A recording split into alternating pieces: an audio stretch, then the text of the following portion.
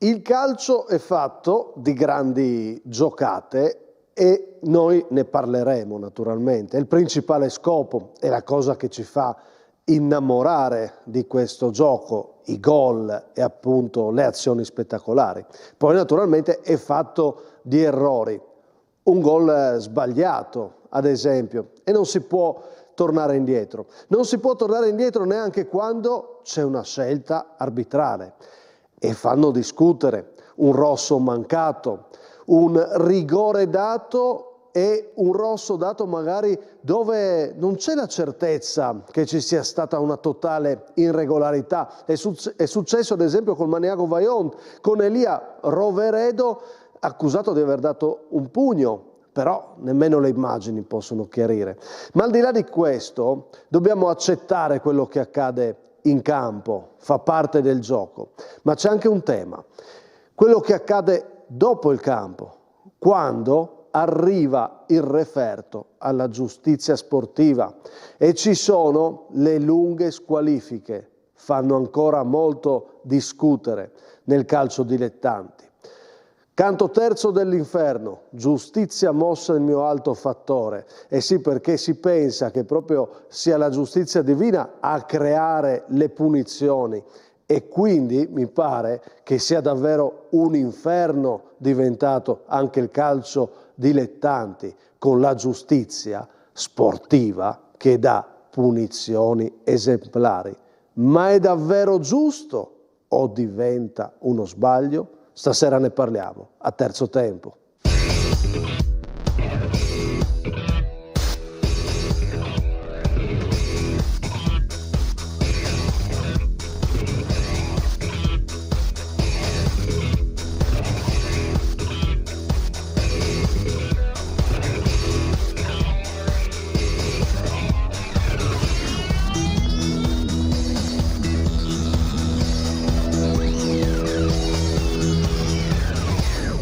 Nessuno mi può giudicare, nemmeno tu.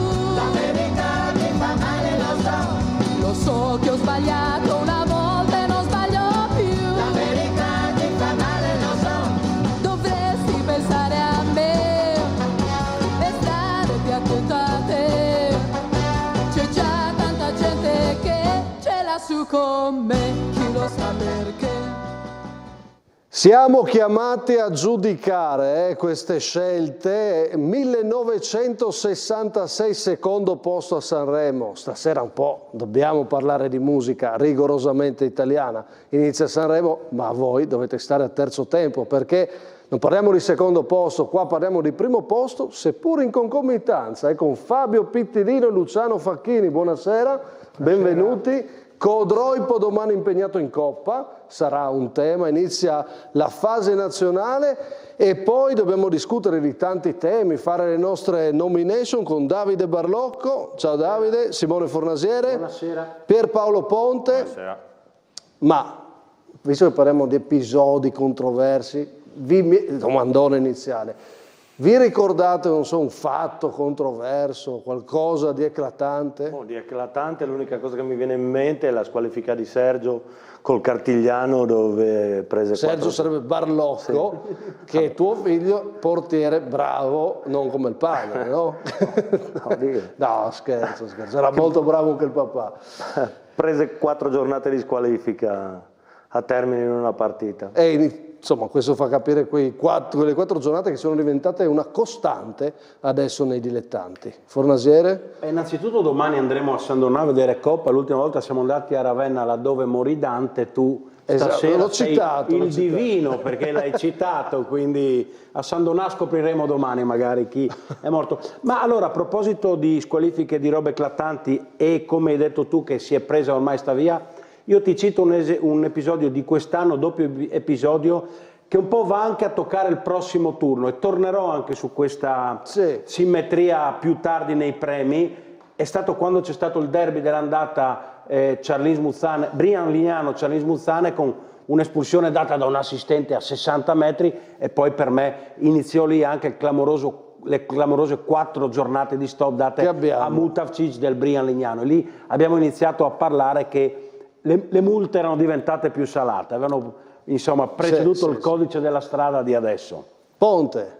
Io quando tu oggi ci hai anticipato il domandone, chiedendoci se avevamo in mente qualche episodio controverso, me ne sono venuti in mente circa 2000, perché io quando giocavo ero un tormento per gli arbitri, non mi andava mai bene niente, ma poi ho voluto rovesciare la prospettiva e mi è venuto in mente un episodio invece di un playoff a Teor di tanti anni fa, dove il Corva fece gol su uno schema su punizione. Noi disperati abbiamo detto perso i playoff e dal fondo un guardalinea ha visto un fuorigioco che nessuno aveva visto, siamo andati in promozione grazie a quella cosa lì. Quindi questo per dire che dipende sempre dalla prospettiva dove lo guardi, bisognerebbe essere così maturi dall'accettare che l'errore dell'arbitro fa parte del gioco. Io non lo ero così maturo da Certo, bisogna accettare gli errori, è sicuramente un tema, però poi un tema diventa ma quanto l'errore è evidente.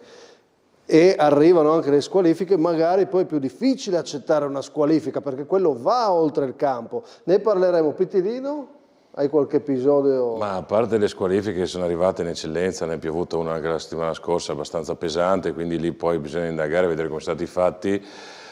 Secondo me, avevo ricordato anch'io l'episodio dell'assistente che butta fuori un giocatore così dal nulla. E io che sono stato un tormento tanto quanto Ponte per gli arbitri, ma adesso sono molto migliorato, in primi anni onestamente ero pesante, è una cosa che è capitata a me e dopo ho dovuto accettarlo, mi hanno squalificato la penultima di campionato, giocavo la Supercoppa qui a 50 metri dietro le tue spalle e ho dovuto vederla in panchina e mi è costata tantissimo e lì ho imparato a tenere la lingua un attimino più a freno perché Che poi ci l'arbitro... sta, ci sta. A Luciano Facchini non so se chiedere questo, ho visto che sei il più esperto in studio, se la canzone più bella di Sanremo, magari... No, non me ne intendo. Non te ne intendi.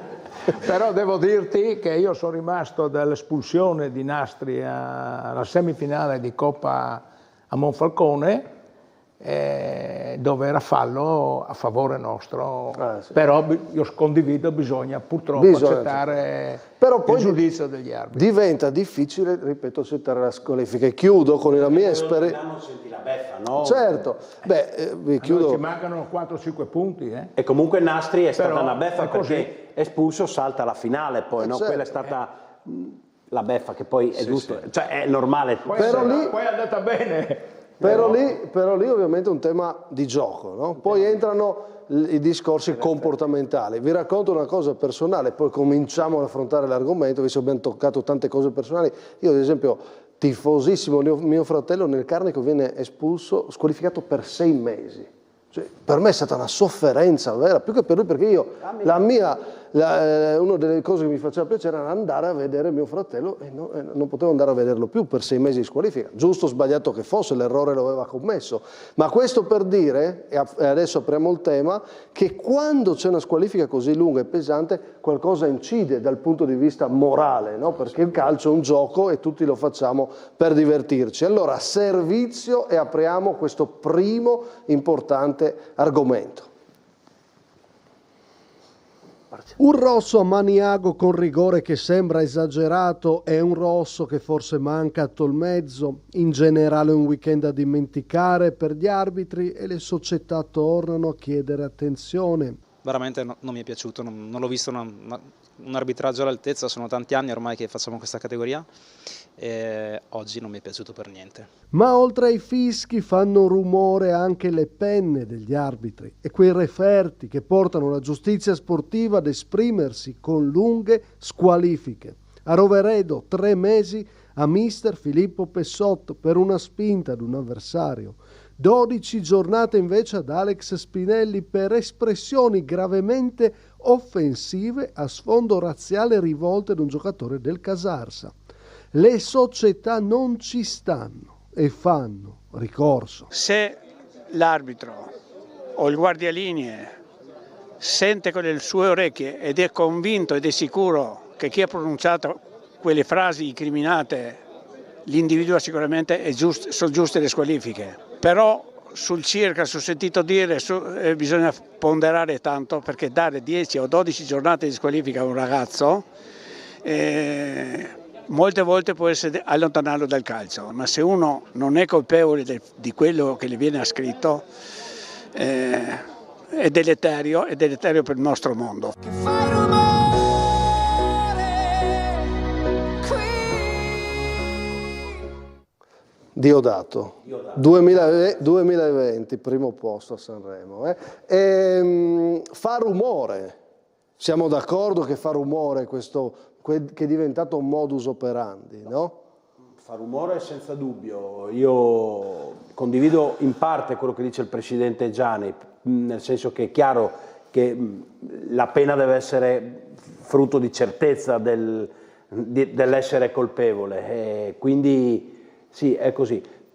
Tra l'altro rovescio anche la medaglia, condanno anche, ce ne sono stati anche episodi violenti nei confronti degli arbitri, quindi certo. quelli Allora, vanno assolutamente... questa puntata si unisce a una che avevamo già trattato, dove abbiamo parlato di lunghe squalifiche che sono partite anche anni fa, e ovviamente laddove c'è la certezza, dove dobbiamo fermare un atteggiamento che diventa un vizio sbagliato, è giusto e noi dobbiamo supportarlo. Il problema nasce quando, appunto, e le società lo dicono, abbiamo sentito Gianni, c'è la certezza per poter andare a prendere una decisione così forte che rischia di mettere a dura prova anche la voglia di continuare di un giocatore, di una società. Giro di opinioni e poi sentiamo due protagonisti che possono spiegarci da un punto di vista tecnico quello che sta accadendo, al di là delle opinioni. La domanda è molto semplice: punizioni esemplari, secondo voi è la strada giusta o non vi convince tutte queste notizie da prima pagina che arrivano? Ma sicuramente sono cose che fanno specie. Io non vedo un calcio più violento di quello che non fosse prima. E questo mi fa anche verbalmente, no? Anche magari. verbalmente, certo, e questo mi fa pensare che ci sia una classe arbitrale che sta cercando di chiudersi a riccio e non cercando neanche forse il confronto proprio.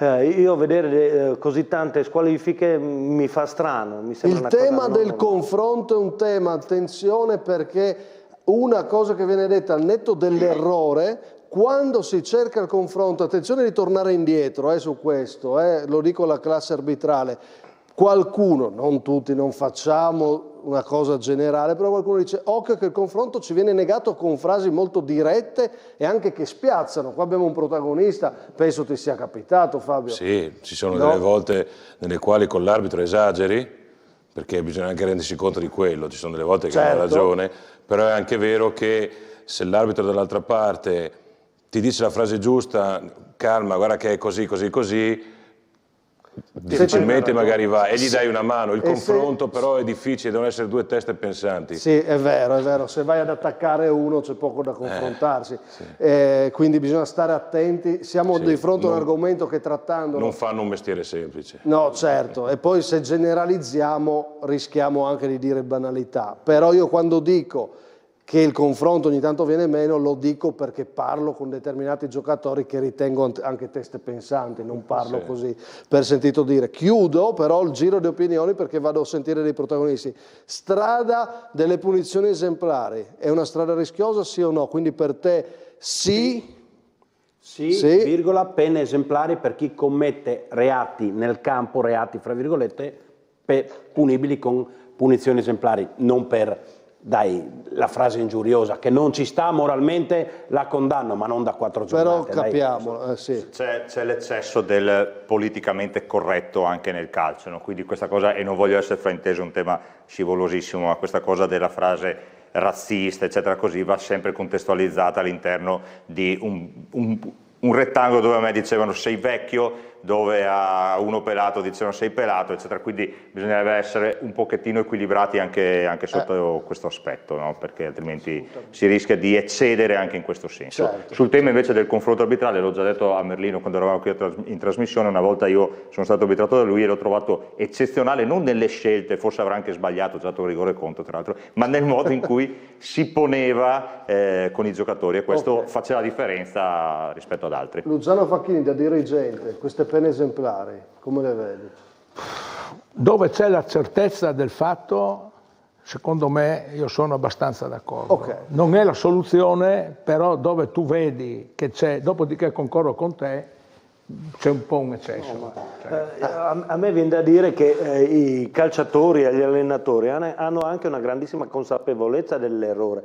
Ce l'ha appena detto mister Pitilino, nel senso che quando uno sbaglia se ne rende conto da solo. Adesso che facciano delle squalifiche così marcate...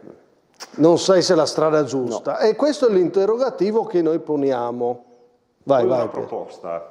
Una punizione per i giocatori che commettono qualcosa di particolarmente grave potrebbe essere che nelle domeniche successive devono andare ad arbitrare gli esordienti, i giovanissimi e quant'altro. Lo aveva detto Cocceani, no? Nella prima puntata. Sì, cioè nel senso, la punizione perché potrebbe essere socialmente utile, sì. Passatevi questo concetto, che sensibilizza anche il giocatore sulla difficoltà poi di dover... Allora, nel tema squalifiche... Scusi, interrompo, l'ha detto anche il presidente Canciani ultimamente, lo leggevo sui giornali, che più che lunghe squalifiche ci vorrebbe una giustizia riparativa, no? per questi fatti. Allora, poi da dove nascono le pene, le punizioni esemplari? Ovviamente da un giudice sportivo che guarda cosa ha riportato l'arbitro sul referto. Nel passaggio di Gianni, il presidente, storico presidente dello Zauli, adesso vicepresidente, ma insomma uomo importante del Muzza 1967, c'è un passaggio secondo me che vale la pena sottolineare forte, no? In grassetto, ovvero questo referto perché permette di dare la certezza che il mio giocatore, che è un bravissimo ragazzo, possa essere trattato come il razzista che ha detto questa cosa, finisce in prima pagina, si prende 12 giornate e questo referto è la certezza? È giusto che sia la certezza assoluta? Siamo d'accordo che dobbiamo dirlo, che il referto di un ragazzo che secondo me come un giocatore sbaglia e non sente bene, non può permettere di mandare in prima pagina qualcuno? Abbiamo il coraggio di dire questa cosa che da tempo che passa così facile? E per me questo è questo il tema forte. Il referto per me ha troppo potere in un primo grado che ti dà 12 giornate. Anche se tu fai il ricorso, io sono finito in prima pagina e ho 12 giornate, ragazzi. E quale certezza ho? Il referto è un ragazzo, magari che ha 20 anni e che magari ha sentito una cosa e l'ha riportata, va bene, l'ha riportata anche, non penso che se la inventi, non c'è la malafede. No, però, se la inventi no. Però questo secondo me è il tema. Allora, noi abbiamo messo tutto, non voglio creare adesso un dibattito e qua non voglio che nascano accuse agli interpreti che ho chiamato in causa, ma li voglio sentire perché ci possono dare delle risposte e andare insomma, ad approfondire anche quello che magari è stata la mia provocazione o le vostre opinioni. Da una parte chi era abituato a fare i referti e dall'altra chi deve giudicarlo. Vedo saluto Tommaso Cagol, giudice sportivo regionale. Ciao Tommaso. Buonasera Radina, buonasera ai vostri ospiti. Grazie per il tuo contributo. Dall'altra parte Andrea Merlino, ex presidente del CRA, è nostro ospite spesso e lo ringrazio ancora. Ciao Andrea. Ciao, buonasera Massimo, buonasera a tutti. Allora andiamo proprio con ordine cronologico, cosa dite? Prima il referto e poi il giudice sportivo, ci sta? Facciamo così? Assolutamente, per me sì. Vai, allora vi chiedo la vostra posizione a grandi linee su questo tema e con gli spunti che sono arrivati dallo studio. Comincia Merlino. Allora, io chiaramente ho arbitrato e poi da dirigente ho spiegato cosa dovevano fare dei referti, quindi ho anche questa doppia visione. Sicuramente quando si arbitra poi si hanno tanti incombenti da fare e non è facile gestire tutto. La cosa importante, che secondo me è fondamentale, è quella di aiutare il giudice sportivo, ma come? Noi siamo gli occhi e le orecchie del giudice sportivo, il quale deve decidere, come dicevi tu, su quello che viene scritto sul referto. Io ho sempre invitato tutti a scrivere esattamente quello che veniva visto, quello che veniva detto, insulti, non una parola di più, ma soprattutto neanche una parola di meno. Quindi è importante che sia fedelmente riportato quello che succede in campo. Poi è chiaro che il giudice sportivo ha delle tabelle, me lo spiegherà lui, sulle quali ci fa riferimento. L'arbitro non può permettersi di scrivere mi ha insultato, mi ha detto delle parole irripetibili o quant'altro, deve riportare fedelmente tutto quello che viene in campo. Poi chiaramente ognuno risponde delle proprie azioni. Posso garantire al 101% che non è né interesse degli arbitri caricare un referto per far vedere che il giocatore deve prendere più giornate di squalifica o quant'altro. Bisogna essere equilibrati come in tutto. Poi come in tutti i mondi ci sono quelli che sono più equilibrati e magari qualcuno che le ha un po' meno, ma su questo insomma quando ne prendiamo un verbale per una multa troviamo il vigile intransigente e quello che magari parlando scusa Andrea, e poi passo a Kagol. È importante capire una cosa: insulti, se io dico vai a quel paese, oppure, non voglio citare l'ultimo caso, ma comunque dico a Simone Fornasiere vai a lavorare, no? Adesso dico vai a lavorare, mettiamola così. Posso farti un insulto in diretta? Certo. Ti dico che sei brutto. È la verità. Nel senso, tu scriverai solo insulti o tu devi riporti se hai sentito questo insulto che ho detto a Fornasiere? In insulto sei brutto, devo scrivere, ha detto al giocatore sei brutto. Lo scrivi proprio? Assolutamente sì, cioè, quando chi è stato a testimoniare in tribunale va davanti al giudice, che fondamentalmente il ruolo è un parallelismo, poi Tommaso lo spiegherà meglio, non possiamo dire che cosa l'ha detto, guarda il giudice mi ha detto delle frasi ripetibili, non posso dire, mi ha insultato, no, vuole sapere esattamente che cosa, perché in base a quello che ha detto le pene sono diverse. Poi faccio una piccola digressione, al di là di quel rigore di cui citava prima, che c'era sicuramente, perché se l'ho dato c'era sicuramente, il terreno adesso della sensibilità che si ha nei confronti dei ragazzi di colore, di altre etnie, anche la discriminazione geografica, territoriale e razziale, sì. Forse prima c'era meno sensibili, ma non che non ci fosse. Forse è il caso di ragionare se veramente nello sport abbiamo bisogno di esempi che arrivano magari prima dagli spalti, dai genitori, dove insultano, dove urlano. Cito un altro esempio: quando l'arbitro è una ragazza è incapace di arbitrare, secondo molti che non hanno mai magari messo un piede in un campo di calcio. Allora forse bisogna un attimino ragionare se l'ambiente è veramente quello, perché la difficoltà diventa poi quella nell'arbitrare dei ragazzi. Tommaso, tocca a te. Allora, permettetemi intanto, ho sentito nell'introduzione parlare di inferno, ecco, io spero di non essere il Caronte della situazione. No. C'è una doverosa premessa che riguarda la giustizia sportiva, cioè la giustizia sportiva se già la giustizia ordinaria non è una scienza esatta, quella sportiva lo è ancora meno. Perché? Perché dobbiamo sempre ricordarci che è una giustizia di tipo sommario, ovvero sia domenica prossima si gioca, c'è l'esigenza di avere delle classifiche, c'è l'esigenza di avere delle certezze. Le certezze purtroppo, soprattutto per quanto riguarda i giudici di primo grado, come sono io, come sono tutti i giudici territoriali, è una giustizia che si basa su elementi che hanno la necessità di essere veloci e di rapida fruizione. Ecco perché il referto dell'arbitro fa fede, sentivo nel dibattito che ha preceduto i nostri interventi, obiettare sulla necessità di avere un referto arbitrale che sia così granitico.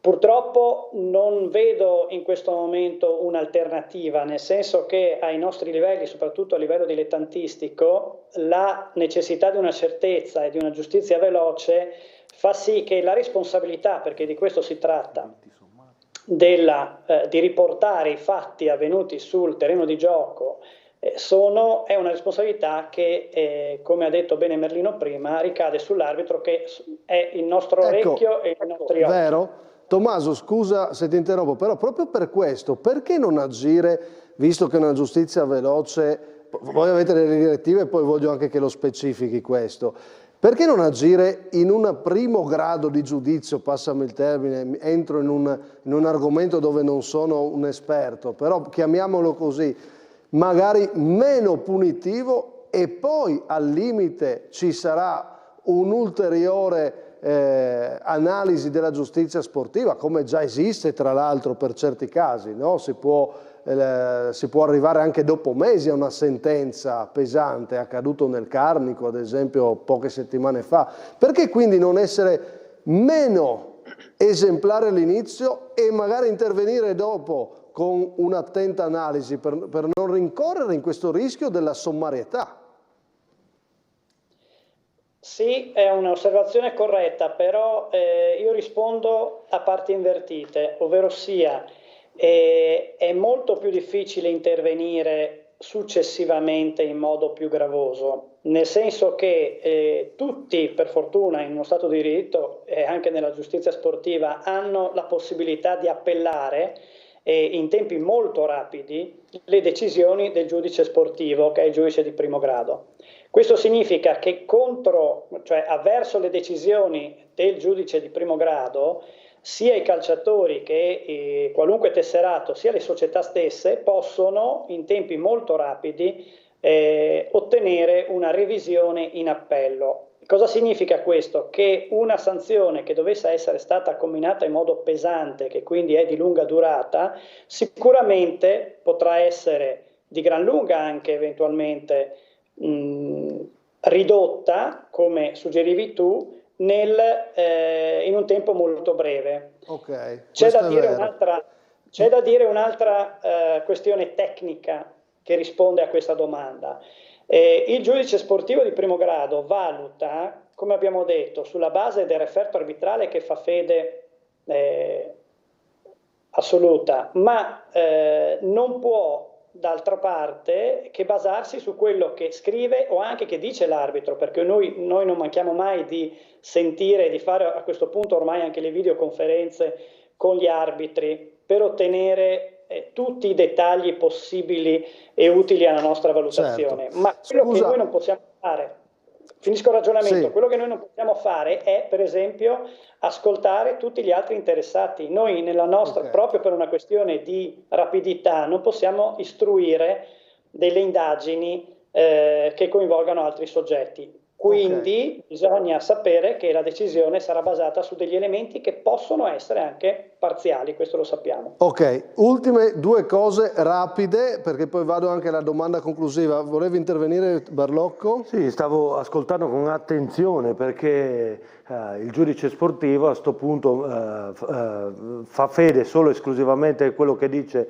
il referto, che però giustamente lui dice potrebbe essere parziale. Certo. Non dovrebbe essere il caso, ad esempio, che è successo adesso in Carnia, perché a me risulta che sul referto l'arbitro non avesse scritto niente, e dopo in realtà questi insulti razzisti sono emersi. Ma lì c'è un altro passaggio, no? Perché si va proprio alla procura federale, no? In quel caso lì, quindi c'è un passaggio ulteriore. E vorrei capire perché sono due succede procedure questo. diverse a livello tecnico, attenzione. Quando io parlo di giudice sportivo di primo grado, intendo dire il giudice che il giovedì esce con il comunicato rispetto alla gara disputata la domenica precedente. Mentre il caso citato, ovviamente non entro nel merito, ma tra l'altro non mi riguardava, verte su una procedura diversa che si attiva su o segnalazione del giudice o segnalazione del comitato o della stessa procura federale, che invece interessa la procura federale, che ha tutt'altri strumenti di indagine e che possono richiedere anche mesi o diverse settimane, all'esito delle quali indagine è un tribunale federale, che è un organismo diverso, che valuta tutta la situazione. però la valuta nel suo intero, assolutamente. Devo andare con la domanda conclusiva. Ma Vai. quindi mi sta dicendo che praticamente potrà risuccedere n volte quello che è successo adesso, che quindi non ha fatto testo quello che ha scritto l'arbitro, ma ha fatto testo non so che cosa a sto punto, e quindi crea un precedente. Questa è la mia domanda, ecco.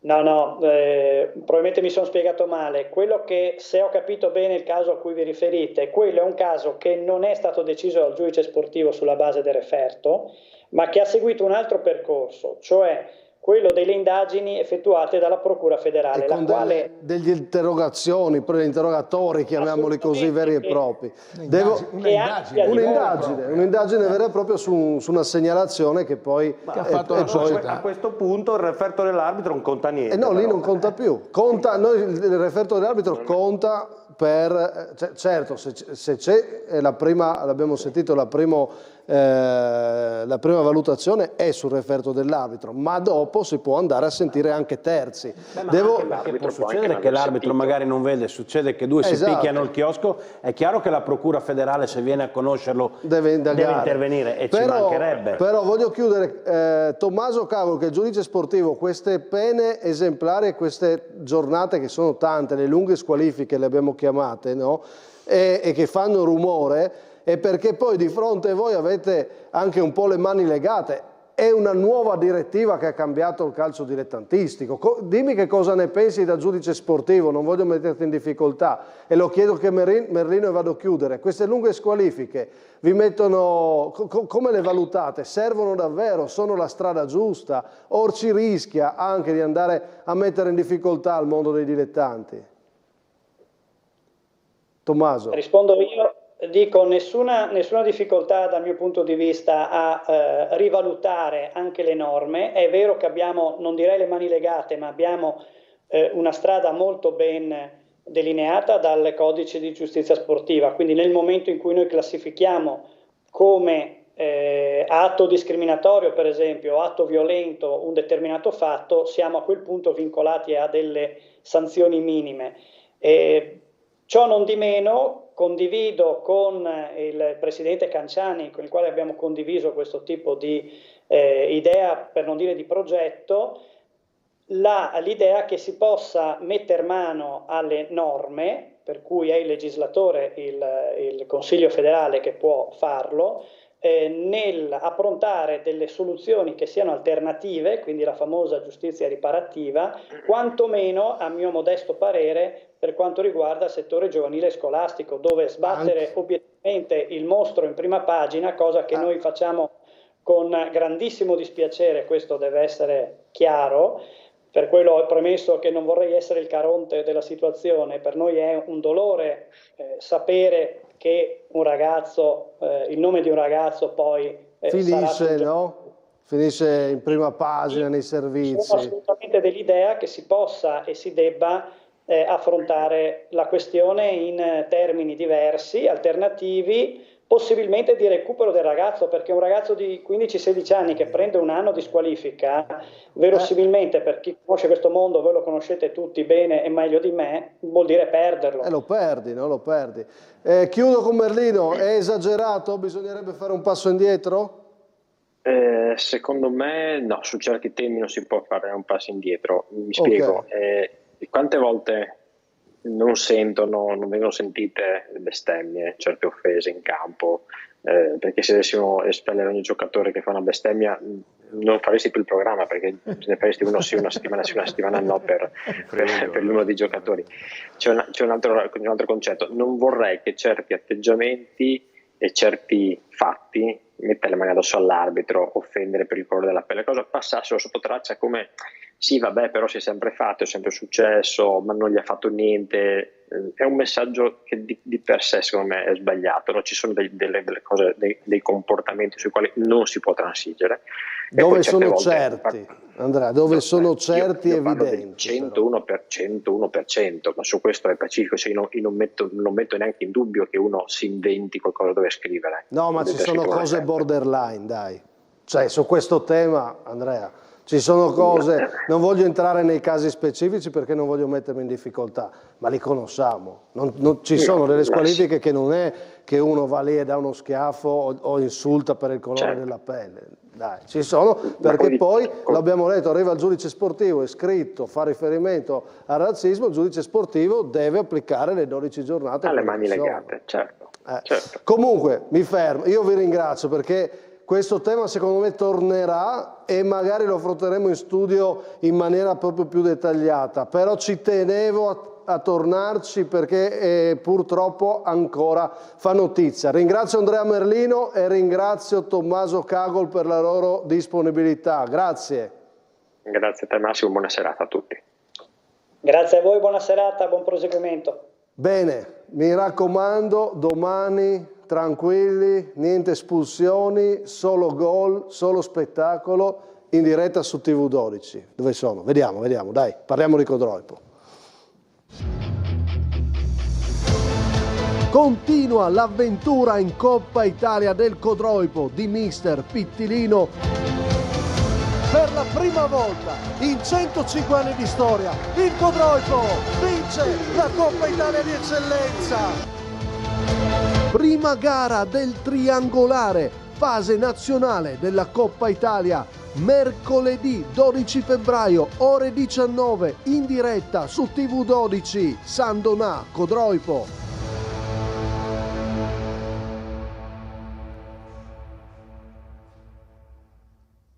In diretta domani, vi raccomando, tutti sintonizzati per vedere questo Codroipo. Siete un po' gasati dalla fase nazionale, domani alle 19 questa sfida. Luciano Facchini, Fabio Pittilino, dai, sensazioni, Luciano.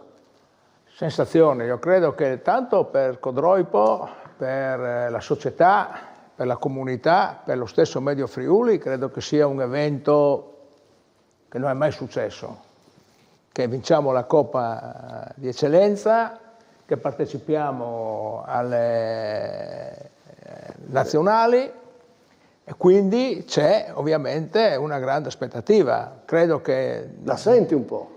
Ce la sentiamo tutti, insomma, no? Come potremmo dire l'opposto?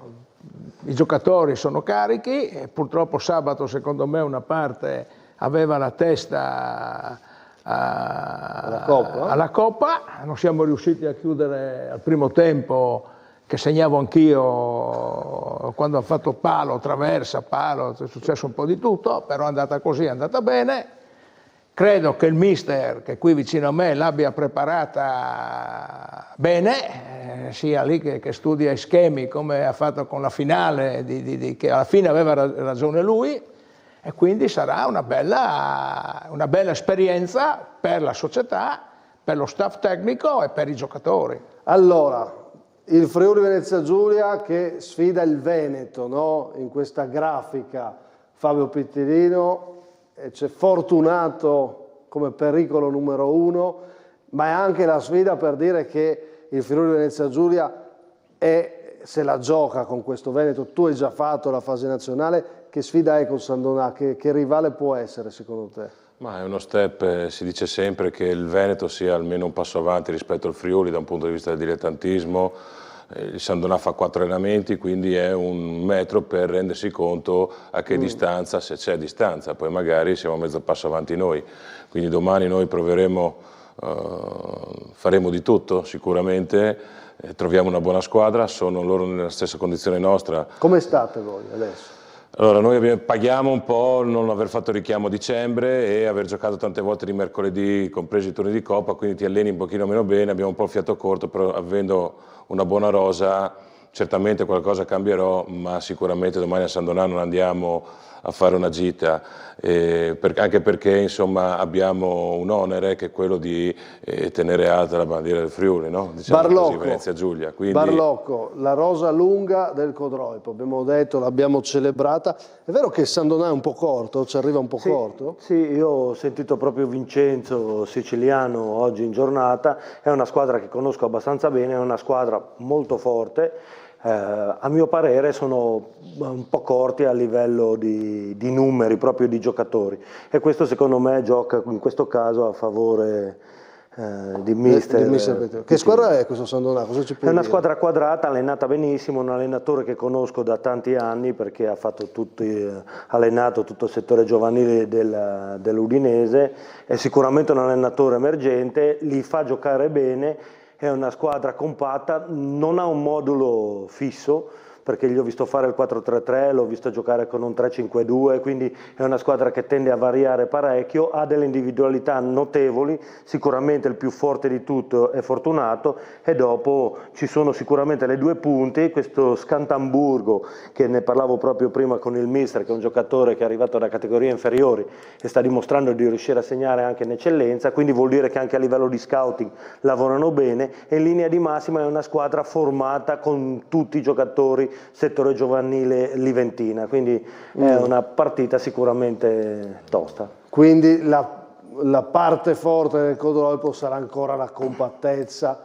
e non ma prendere gol. loro giocano bene, hanno giocatori di qualità, però è una squadra che è un po' come noi, che bada un pochino al sodo, nel senso che parlando in giro con altri allenatori mi hanno detto questo, e hanno De Stefani che è un buon giocatore, adesso ha avuto un problema al sopraciglio sabato, non so se giochi. Non c'è. E quindi io mi aspetto 3-5-2, quindi io andrò, vedremo. Il campo mi dicono che non è brutto, che è molto brutto, e quindi potrebbe questo pesare un pochino sull'eventuale spettacolo, chiamiamolo così, nel senso.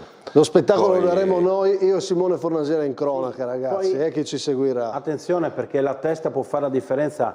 Sandonà domenica al Conegliano, allo scontro diretto. E lui è il Tamai. Tu è il Tamai, ma è vero. Non è il San Luigi che è primo con noi, no, però è il Tamai. Anche loro hanno il Conegliano che è andato in testa domenica, sono loro Conegliano e Borgorico che si giocano, insomma dovrebbero giocarsi loro tre il primo posto finale, quindi questo Stefani, ho capito bene, De Stefano magari sai, se ce l'ha in dubbio magari non gioca. Ha preso una botta forte e probabilmente non gioca neanche proprio la partita di campionato. Che settimana è questa per il Codolpo allora? Sandonà e Tamai. Non si fanno scelte, Luciano, sì. No, non si fanno scelte. Si gioca di qua e di là. Sia qua che là. Ce n'è una che ti piace di più tra le due partite? Dimmi la verità, dai. Devo dirtela proprio. Dimmela, dai. La Coppa. La Coppa. Perché? Perché entreremo nella storia. Passare il turno, fare lo spareggio con l'Ove sarebbe per noi una grande... Sarebbe un grande spettacolo, insomma, al di là dei costi che avremo in più, le trasferte. Ma quelli non sono un problema, è l'ultimo dei problemi. È l'ultimo dei problemi, no? Però ha ragione, perché resti nella storia, no? Poi giochi contro il Sandonà, che è una squadra che ha una tradizione, hanno fatto anche i professionisti, giochi contro il Veneto, che c'è sempre questa... sì, esatto, sarebbe... diventa una cosa davvero significativa. Sai, quando hanno giocato a Casarsa, no? Ho fatto un po' di interviste, no? Magrini, e ha intervistato Mainardis, il Main e altri, e dicevano tutti il Codolpo è sempre stato per noi il riferimento, no? Però, e vedevamo San Vito in D, altre in D, vedere Codolpo lassù di nuovo è motivo d'orgoglio, anche perché no? è il centro del Friuli, inteso proprio come... E la Coppa aiuta in questo, cioè la Coppa... Io l'ho detto, no, nelle trasmissioni in queste settimane, a voi la Coppa ha dato, secondo me, anche quelle vittorie dopo.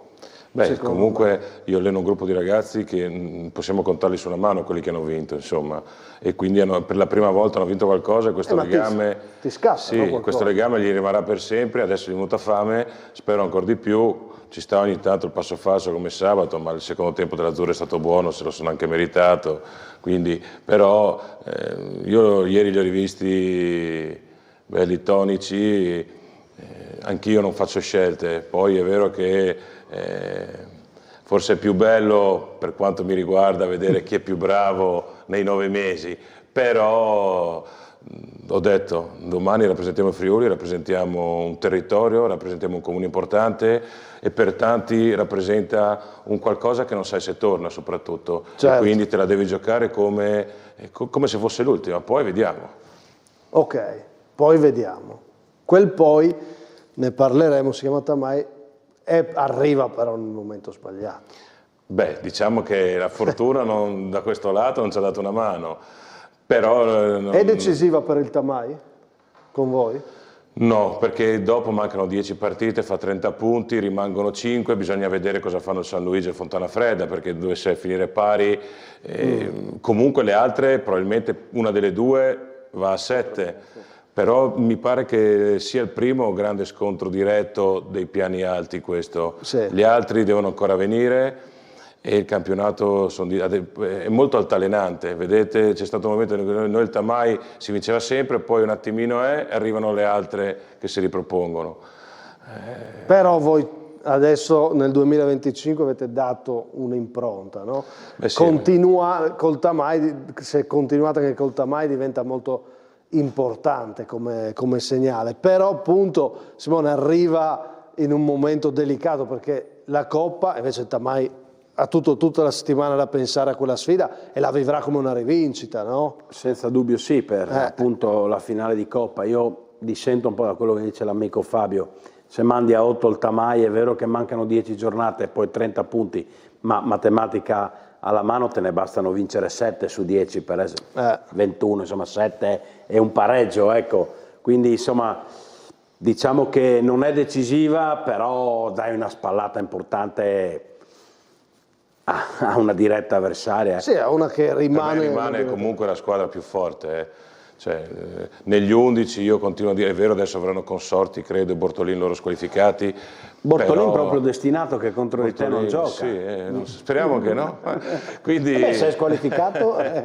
Speriamo che giochi per te così. No, che vada nello stesso modo, ma rimane forte. Sono un po' sorpreso del San Luigi che riesce a fare risultati ottimi, ma senza il giocatore che probabilmente poteva spostare, cioè, senza il Ciriello degli ultimi anni che è Carlevaris, che è un giocatore assolutamente straordinario, e il San Luigi avrà fatto su 23 partite, ne avrà fatte 10 con Carlevaris, e quindi proprio bravi, perché quello lì è uno che sposta quel ragazzo. In effetti, a parte che noi la partita col Tamai l'abbiamo davanti agli occhi perché ci ricordiamo la finale di Coppa. Detto questo, però San Luigi domenica va a Fagagna, quindi è una partita molto delicata anche per loro, che secondo me sarà un'altra bella partita. È un turno però Fontana Fredda, perché il Muggia ha un po' le ossa rotte, è uscito dal mezzo, due squalificati. Le squalifiche, quindi però va a Muggia, Tu sì, però Fontana Fredda si allena anche sul sintetico,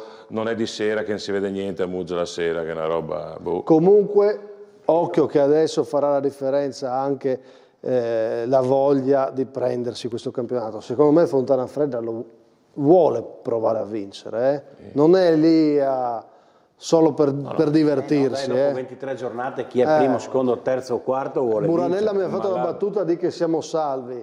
Muranella vuole provare a vincere. Ma l'ha dimostrato a dicembre, non prendi Monteleone perché vuoi consolidarti al terzo posto, al quarto, o fare una gita forse al secondo, no. E voi avete fatto allora questa decisione ormai, si punta? Noi in maniera molto, te lo dico in maniera molto franca, due cose. La prima è che noi andiamo a Tamai per fare il risultato.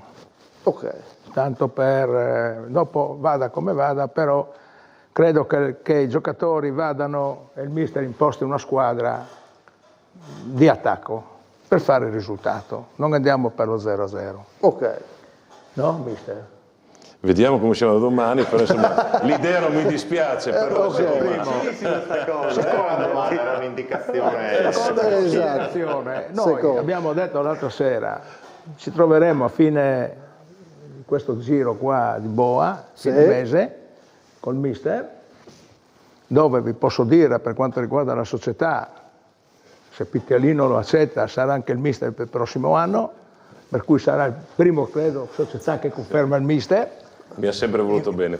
In maniera, lo dico in maniera molto spassionata, poi sarà lui a decidere se rimanere o meno, che se lo dica per tempo. Tenete conto che Pittialino ci ha portato dalla promozione in eccellenza e il giorno stesso ci ha detto che faceva un'altra scelta perché aveva altre ambizioni, e noi ci siamo lasciati molto bene, e quindi per la società noi confermeremo il mister e a fine di questo mese faremo il punto della situazione, perché alla fine se si rimane non è una cosa secondaria Serie D o eccellenza, perché io gli ho fatto una domanda l'altra sera: quanti di questa rosa che noi abbiamo sono della Serie D?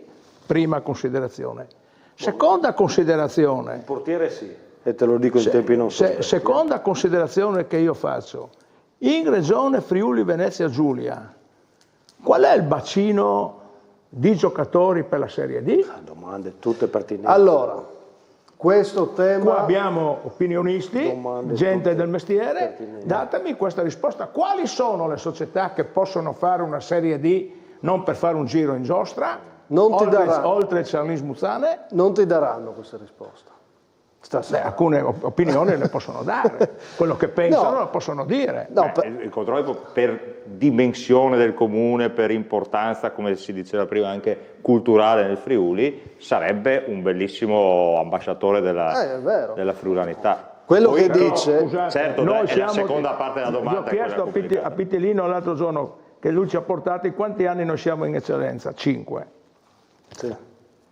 Sono 2 anni che siamo... 5 di cui uno... di cui uno ci ha salvato il Covid. Uno sì. Uno ci siamo salvati perché c'erano i 2 gironi, se vi ricordate. Vincendo a Gemona. E il terzo anno ci siamo salvati nell'ultima... Cioè, quindi per essere lì devi lavorare parecchio, devi essere strutturato, devi... A fine febbraio, marzo, allora quando ci sarà questo giro di boa, tornerò a chiederti un po' di cose e affronteremo questo tema, perché a un certo punto, ve lo anticipo già, ragioneremo. Questa regione è pronta per la Serie D, come dovrà affrontare la Serie D in futuro? E chiudo perché devo andare in pubblicità. Ho parlato con Paolo Sebastianis proprio in questi giorni, classifica di 20 anni fa, 7 regionali in D, 3 nei primi 4 posti. Quindi sarà un tema, ma andiamo con ordine. Adesso ci fermiamo un attimo, domani il Codroipo gioca per andare a prendersi magari la D anche tramite la Coppa, gioca comunque per un passaggio storico, noi la trasmetteremo in diretta, ci fermiamo per la pubblicità e dopo ripartiamo dalla D e andiamo fino in terza categoria. Il secondo tempo di terzo tempo sarà velocissimo e pieno di immagini. A fra poco.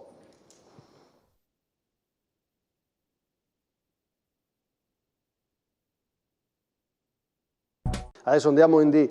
Domani, Se piangi o se ridi, era una canzone che ha vinto nel 65 Sanremo, quindi ti auguriamo di ridere anche domani. Ricordo l'appuntamento in diretta su TV12, ma appunto Codroipo in Coppa Italia sarà un momento importante per il Friuli Venezia Giulia, no? A livello calcistico, dilettantistico. Importanti sono anche i derby in Serie D. Parlavamo di questo Friuli Venezia Giulia che a poco è stata la settimana, usciamo da un derby, andiamo ad un altro, quindi un po' di luce a nord-est. Vediamo. Sui tramonti della mia terra, su nuovi giorni, ascoltami. All'andata ha esultato il Charnis Muzzane di Zanutta, al ritorno vuole esultare il Brianlignano di Zeno Roma, soprattutto perché nel 2025 i ragazzi di Moras hanno vinto poco e adesso sono ai play-out, mentre il Charnis Muzzane si è posizionato in alto e guarda ancora alla possibilità dei play-off. Sabato e derby, Charnis Muzzane e Brianlignano al Della Ricca, con 2 situazioni di classifica totalmente diverse e una necessità di punti totalmente diversa. Un derby udinese era da un po' che non si vedeva e quindi è sempre bello vivere queste partite. Ovviamente in casa nostra ancora di più, perché ospitare un derby nella nostra categoria, che è una categoria importante, tra 2 udinesi è sicuramente uno spettacolo. Speriamo anche che lo sia di pubblico per portare quelle partite che servono per attecchire ancora di più con il nostro sport e la nostra categoria nel palinsesto friulano. C'è voglia di rivincita, è un derby, però più che altro da parte nostra c'è voglia di far punti, perché siamo su una situazione un po' critica e dobbiamo far punti contro chiunque, quindi andiamo là per provare a vincere assolutamente. Noi giochiamo sereni e probabilmente cominciamo anche a far esordire qualche 2007, qualche giovane per provare a studiare quella che sarà la nostra prossima stagione. Però detto questo cercheremo sicuramente di fare bene e vincere la partita.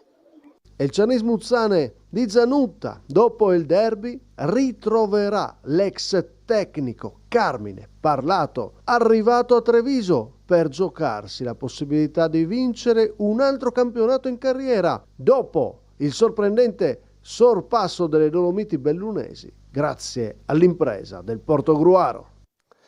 Luce, Tramonte Nord-Est, primo posto 2001 Sanremo, continua 2001. Me la ricordo, Elisa. Questa puntata un po', no? Sempre che preparatissimo fa rima sul con Festival di Sanremo. Secondo me tutti sono qua, perché stiamo dando queste chicche su Sanremo e non sono lì a guardare le sorte del Un calo festival. di audience clamoroso. Clamoroso. Allora, no, chi vince? Qua ragazzi, bisogna dirlo, adesso è nettamente favorito il Cernis Muzzane. No, chi vince il festival no, chi vince il derby. Non lo È so. nettamente favorito il Cernis Muzzane? No, perché l'ha dimostrato anche Chions, Cernis Muzzane domenica che una favorita non c'è. I derby sono a sé e io ho imparato. Ho visto in questa categoria quest'anno che goleade, possiamo andare a vedere tutti i risultati, non ce ne sono. Ma è successo qualcosa però al Brian Lignano, no? Questo sicuramente dicono i risultati, perché hanno vinto una volta sola. Io tra l'altro c'ero quel sabato, l'ho vista anche forse nella peggior partita giocata per la missione stessa anche degli amici del Brian Lignano. È chiaro che in questo momento ti posso dire che sicuramente ha più bisogno di punti, l'ha detto anche il presidente Zeno Roma, il Brian Lignano, perché per la prima volta oggi farebbe i play-out. Insomma, che il girone di ritorno è sempre un altro campionato, no? infatti. Quindi sotto questo aspetto adesso subentra anche un po', secondo me, di tensione, no? Speriamo riescano a trasformarla in tensione positiva. Io spero vincano loro che hanno più bisogno di punti. Io non so se in questo momento col Cernis Muzzane riesci a vincerla col gioco in quel campo lì, col Cernis Muzzane che è sereno, che non ha più adesso c'è bisogno che il Brian Lignano, perché continua a dire anche il presidente, no? Noi continuiamo a sviluppare il nostro gioco, forse adesso serve una svolta diversa. Indubbiamente non il Cernis Muzzane in questo momento sta bene, io te l'ho detto anche quando ne ha presi 4 dal Belluno, ma ne ha fatti anche 3 al Belluno quel giorno. Indubbiamente il Cernis Muzzane è in fiducia, sta bene. Se poi hai uno che ho rivisto oggi in 11 secondi va dalla linea di porta all'altra linea di porta, è chiaro che se gli lasci il campo, questo ha dimostrato di essere un attaccante in questo momento che rischia di essere appetibile anche alla categoria sopra.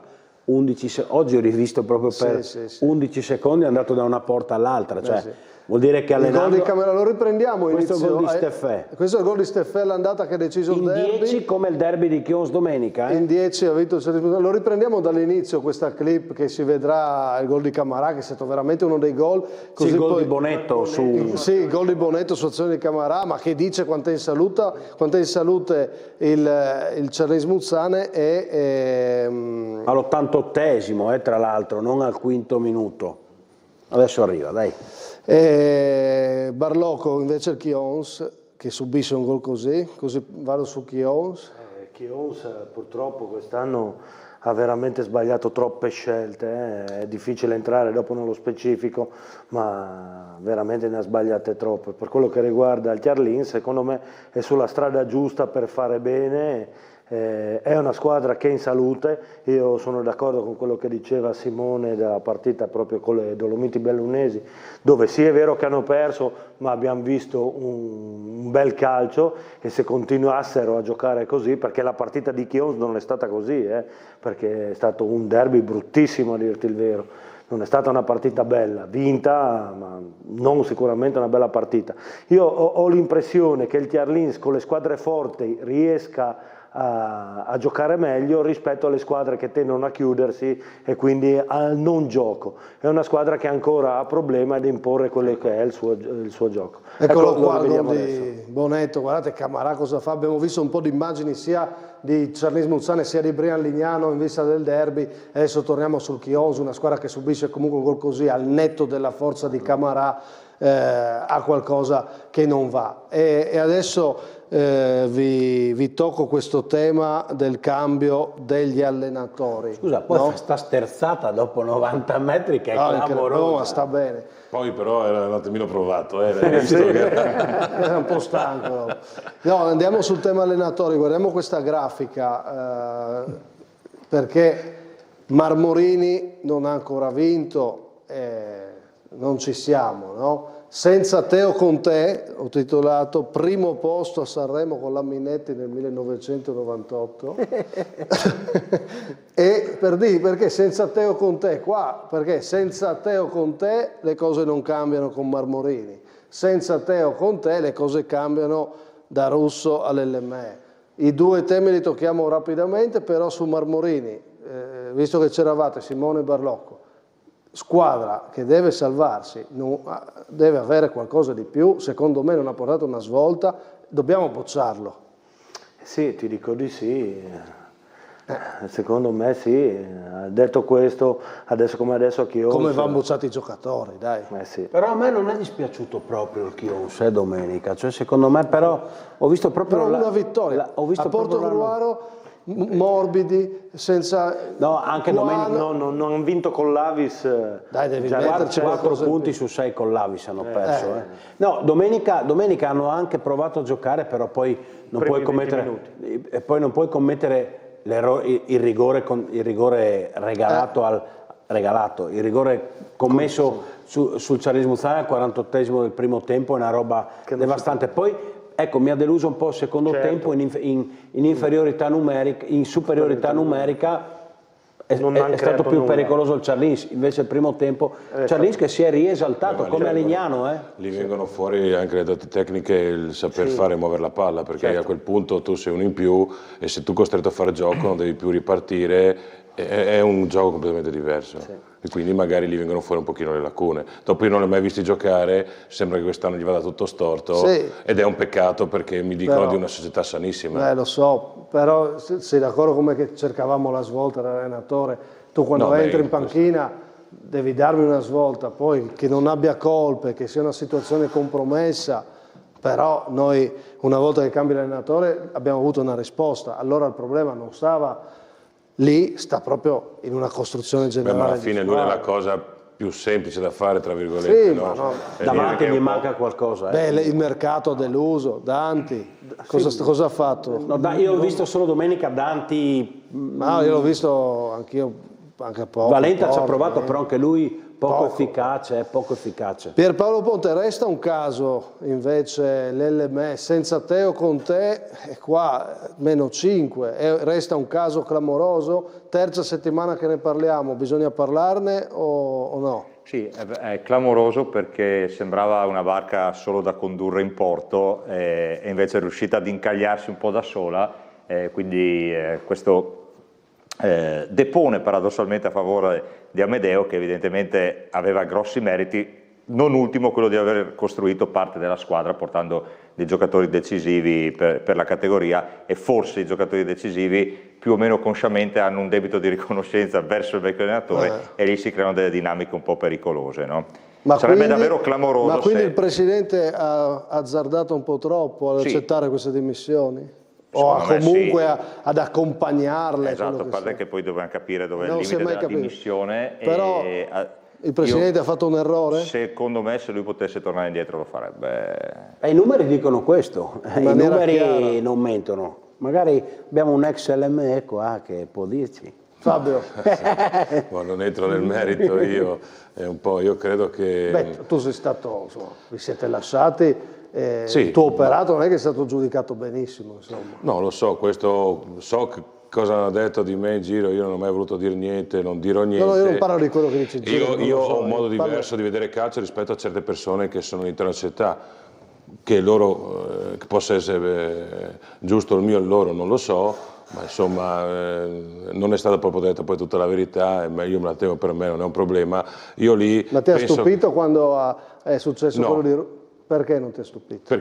Perché conosco un pochino la società. Pataro è una persona che da un punto di vista lavorativo penso che ci siano pochi in Friuli, perché ha costruito un'azienda importante, che ha un fatturato importante.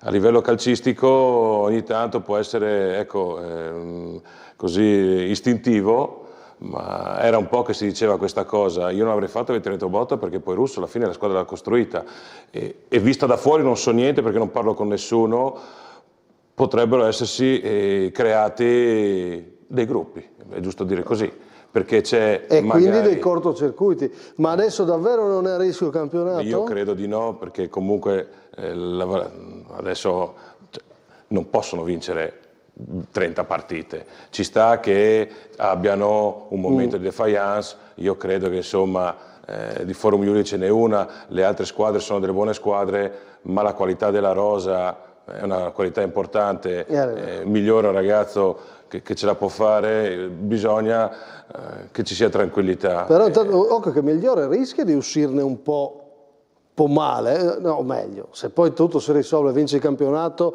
queste 3 settimane sono belle che dimenticate. Migliore, nel senso... Però sai, un po' anche per lui... Il migliore è quello che ne esce meno con le ossa rotte, secondo me. Se sbagli ancora uno magari ti cambiano, sì, il tuo percorso... Ho capito, ma è la società che non deve permettere questa cosa. Migliore povero non ha mai allenato, è stato messo là. Certo che non ha fatto un piacere alla società, secondo me. Certo Migliore, che non ha colpe, però ha ragione Massimo quando dice che poi a livello così di percepito ne uscirebbe malissimo se le cose non dovessero andare. Sì, ma tu quando poi riparlerai se dove succedere, io personalmente ti direi, ma secondo me è la società che ha azzardato. No, certo, Migliore povero, va quasi il mio grazie se sono la società che ti sei preso. Sì. No? Comunque devono risolvere, no? Perché anche questo essere di nuovo notizia, che era inevitabile, no? Io gliel'ho chiesto al Presidente del Patto, ho detto sarete pronti se ci sarà il contraccolpo, ho le spalle larghe. Io mi sento serenissimo perché questa è cronaca, insomma. Ponte ha detto che tornando indietro forse non rifarebbe.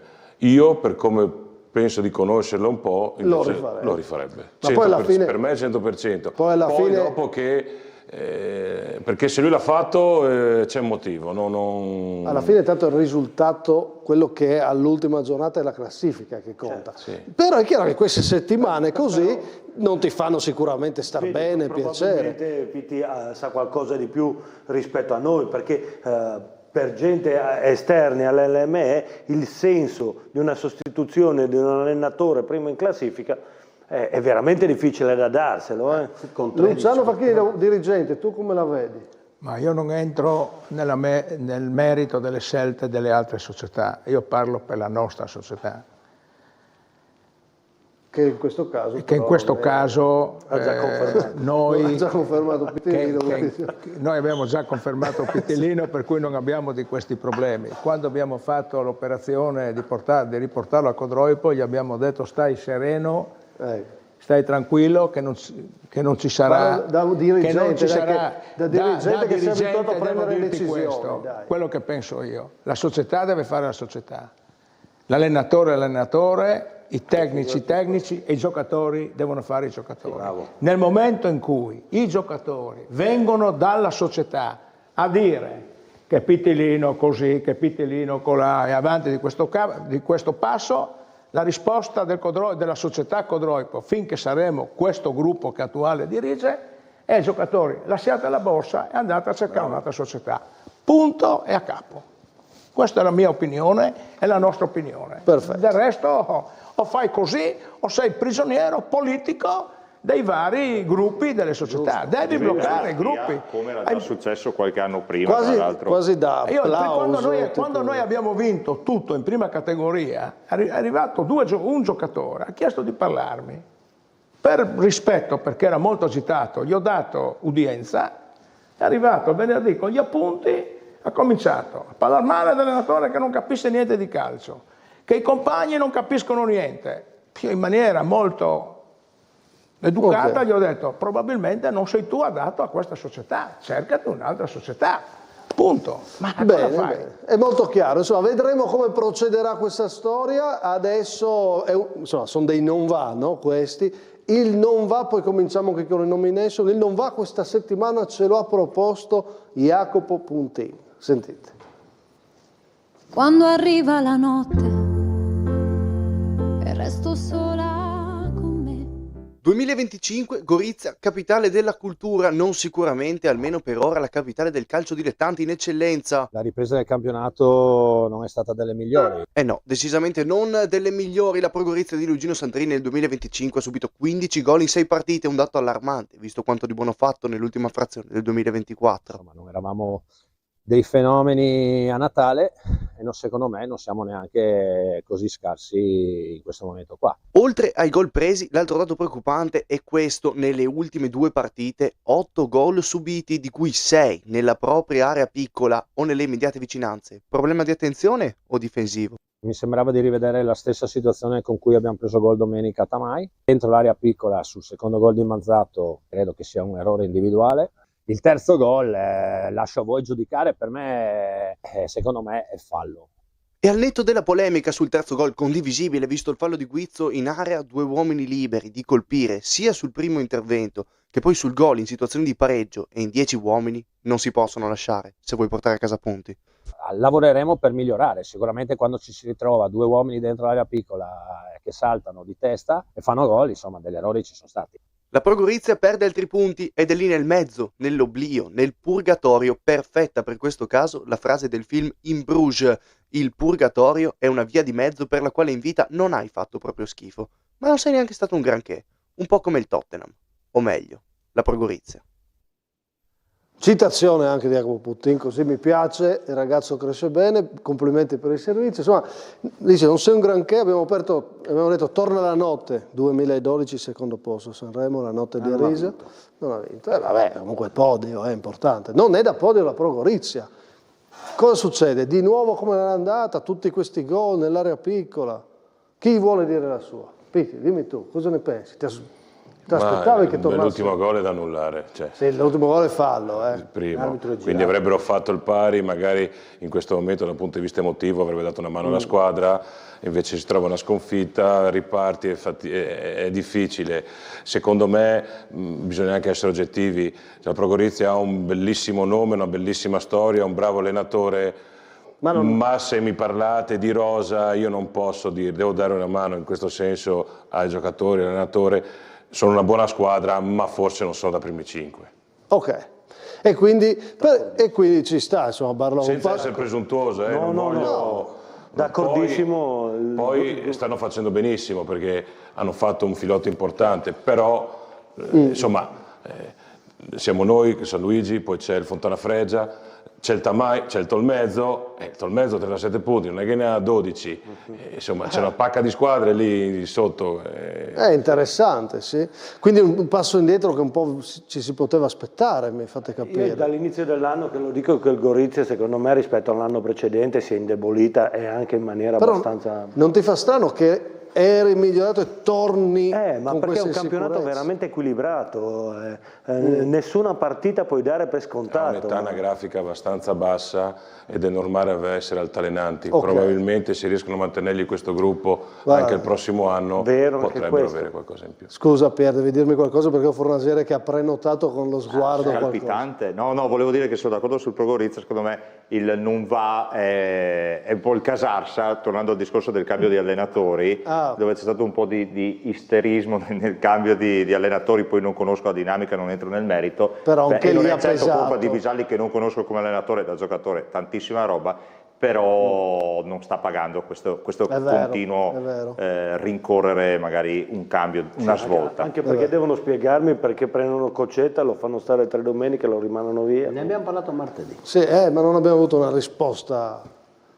Non abbiamo avuto una risposta, io ancora non lo so cosa è successo. Comunque, dimmi, cosa vuoi? Devo parlarti, perché tu mi fai delle scelte, delle cose che... Adesso non va, Gorizia non si può. No, ha ragione Fabio Pittilino, Gorizia. L'ha fatta Puntin. Gorizia, Puntin al mio bene lo sa che siamo cresciuti insieme, quindi lo sa. C'è un'altra squadra che non va in eccellenza, ragazzi, è la San Vitese. La San Vitese nel girone di ritorno ha vinto solo con l'Azzurra. Per un periodo, correggimi Fabio se sbaglio, è stata in testa alla classifica la Sanvitese. Ma tu hai visto la partita che ha fatto la Sanvitese? Ma non mi interessa, come vale per il Lavaria Mortean, che alla fine guardiamo la classifica, l'hai detto tu poco fa. La Sanvitese si è incagliata veramente. Cioè la Sanvitese è stata prima per un certo punto, quando c'è stato qui, giustamente, ed è stato onesto, Carlo Candido, ha detto che loro guardavano in alto. La Sanvitese se perde ancora due... Allora, ma tu hai visto la sintesi? L'ho vista, ma ho visto anche il risultato. Per me non deve perdere domenica, poi il Tamai avrà fatto sicuramente di ma più. Ma non vince mai. Moroso, che ha detto che si aspettava di più dal Tamai, io mi aspetto di più dalla Sanvitese di Moroso. Perché dalla Juventina no, per fartene un altro. Negli 11 la Juventina non è seconda, la Sanvitese secondo me. Ma la Sanvitese non vale il Tolmezzo che ha 37 punti? No, se guardi, allora... Per me sì. Allora, la cartina del tornasole è un pochino come guardate la mia panchina, che è giusto. Dovete guardare certe altre panchine che magari non vengono guardate ma dovrebbero essere guardate, ma la panchina del Tolmezzo non è una panchina banale. Non è banale, quella della Sanvitese ci sono delle volte che si rimancano 1 o 2 giocatori, ci sono dei ragazzini bravissimi. E diglielo, parte con la Sanvitese, non so. Nel senso, la Sanvitese è la delusione. No, io non mi sento di dire questo della Sanvitese, nel senso... Buonasera, stasera è partito. Allora, se parliamo di numeri del ritorno... È il secondo anno di fila che si incagliano nel ritorno, è un caso? Ma sono pochi, cioè, guarda la panchina. Adesso io non è che voglio fare il difensore a Sanvitese, per amor di Dio, però... No, a me piace Moroso, cioè quando giochi contro, non ho niente con Moroso, ci giochi, quella squadra sta bene in campo. Io ho visto le immagini, come vedi quelle con me e con l'Azzurra, no? Ok, l'Azzurra ha fatto 1-1, guardi le immagini e dici no, però tutte le cronache dicono che ha fatto una buonissima partita, ha vinto con l'Azzurra che non è semplice, poi dopo ha perso, non so, partite... Ma può avere più di 31 punti la Sanvitese? Ma perché? No? È la classifica che... Insomma, dai. C'è il Monfalcone, ne ha 34, il Monfalcone, ne ha 32, scusami, 33, tu sei partito con la Sanvitese. Il Monfalcone non voglio sì, ho capito, ne ho promosso con Bertoni. Siamo talmente tutti vicini. A me dispiace. Monfalcone non vince da 4 partite, ha vinto con la Pro Gorizia, l'abbiamo esaltato, si è fermato. Io mi aspetto di più dal Monfalcone per il tipo. Una squadra che è partita forte, che era prima crollata. Secondo me quel tipo di squadra lì, allora, quel tipo di squadra lì cosa fa? La prima cosa della Sanvitese qual è? Vaillant, quando è partito in tromba e dopo boom. Ma l'obiettivo principale secondo me della Sanvitese qual è quando parte in eccellenza? Salvarsi. Ok, quindi per salvarti e far bene e stare tranquillo qual è? Parti forte, facci i punti e vediamo. Se non hai la panchina a un certo punto ti impicchi, ti salta Rinaldi 3 mesi, hai trovato Mior. Hai capito? Dai, Fornasiere, ammetti la sconfitta per KOT.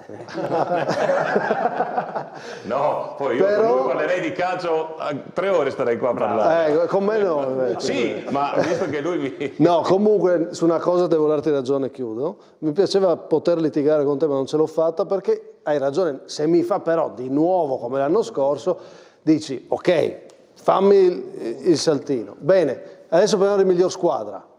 Servizio. Miglior squadra. A me mi viene la noia. Se a Sanremo un anno fa ha vinto la Noia, domenica scorsa a Teor ha vinto il calcio divertimento assoluto. Nessuno si è annoiato, 5-2 e giocate d'autore. Il vero rischio è che la prima categoria Girone A per vincere diventi una noia, a meno che il Rivignano non abbia in mente qualche scherzo nel derby. E sì, perché il Teor ha battuto la seconda della classe nettamente e come dice mister Franco Martin, qua la musica è già finita da tempo. È finito il campionato? Sì, ma era già finito dall'inizio quando hanno fatto i gironi. A febbraio c'è già il verdetto. Per il presidente Zuccolo è il momento di sbilanciarsi, ma per Berlasso assolutamente no. Sei scaramantico? Bon, adesso insomma con più 12 archiviamo abbastanza questa promozione. No, siamo impazziti, ma ragazzi, ma è un lampo. Se c'è una cosa che io ho cercato di imparare tanto da questo sport che amo, Cioè, ma mai, ma non volare bassi, ma toccare per terra quasi. Cioè, proprio, guai, no, adesso vado al presidente e gli tiro le orecchie. Lo so, mister Berlasso può apparire noioso, ma guai abbassare la guardia. Giusto però essere realisti. Questa squadra aveva certezze, come ha detto Franco Martin, già da inizio stagione. Poi certo, mettere tutto in pratica non è cosa scontata. Guardate cosa sta succedendo in questo inizio 2025, ad esempio a Mortegliano. Il Teor invece è ripartito come si deve. I tasselli stanno tutti al loro posto. Un presidente che guarda al futuro, forte della tradizione giallorossa, dove entusiasmo e gruppo conta. Un mister pratico che non molla niente, anche se ha quei 3 fenomeni davanti. I 5 gol al Pasiano sono un manifesto di forza. Cabine apre le danze trasformando subito in gol un pallone arrivato dalla destra e che solo lui sa aggiustarlo prima di testa, poi col destro e infine mettendoci il corpo sul difensore e chiudere con un tiro angolato. Cabine fa tripletta e assist. Osagede sigla forse il gol più spettacolare. Corradin entra e timbra dopo 14 secondi con la sua velocità straordinaria. È il giorno anche dell'esordio di Obodo a Teor davanti agli occhi del figlio. E il giocatore dal passato illustre deve applaudire questi dilettanti. E così il Teor, già versione promozione, vince, scappa, impressiona e non annoia. Total. Neanche terzo tempo non annoia, no? No. La noia che ha vinto l'anno scorso Sanremo era per dire che qua insomma non ci si annoia e col Teor è il Festival del Gol. Miglior squadra, devo chiedere una cosa a Ponte e poi andiamo con le nomination. Che effetto ti fa vedere questo Teor straripante, clamoroso? Tu hai vissuto un altro tipo di Teor.